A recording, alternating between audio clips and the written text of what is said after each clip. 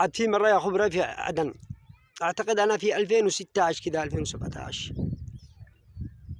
المهم ماشي أنا واحد صاحبي وواحد تجاهنا أيضا عدني، هو خبرته لابسين للجرمات للبناطيل هذولا كمدري إيش يسموهم، الضغط، المسكات، الحلقات في الأصابع،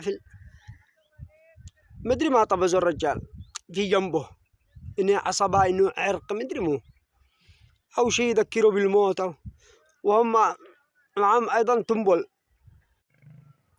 يا خبرة ما حقليش إننا نحلف، يعني أشهد الله إن إحنا كنا بين السيارة، إحنا اثنين والثالث السواق نزل يجابر صاحبه وإحنا داخل حارة شوية، وأنا أشوف صاحب باص صغير لحق بعد الراكب لا داخل حارة.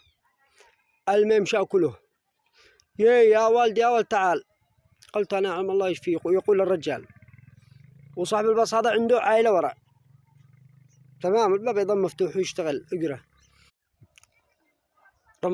رمضان قرب يا أهلا وسهلا وحيا به.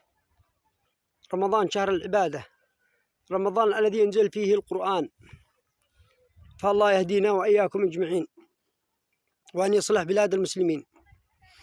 يعني الأغلبية الآن حاليا يا بكر وعد الصباح يقرأ سيارته وقرأ مسجل على طول، غنية أو مترو أو بابورو أو هكذا. يعني 1% تسمعهم هذه الأيام الذي يسمعون الدرس في الصباح. يا إخواني رمضان خير وبركة، رمضان خير وبركة، يعني قناعة من عند أرحم الراحمين.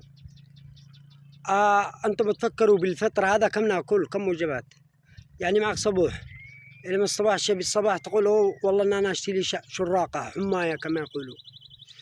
الظهر ما بالغداء مليح ولا ما تقدرش إنك تبقم. إذا ما تغديتش حلا ما بعد العصر تاكل لك أي شيء. احسبوا كم يا وجبات احسبوا. طيب بعد المغرب هذا قالوا عشاء تعشوا.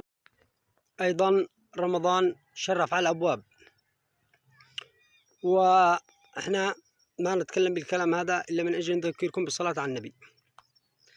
بعدين صلينا على رسول الله اللهم صل وسلم عليه وعلى آله. رمضان أيضا قلنا قرب، ونشتي أي واحد عنده أصوات قرآنية جديدة فليرسل لنا. ولذلك أيضا أنزل القرآن في رمضان، وهي فرصتنا أيضا في رمضان. الله يهدينا، يعني أشق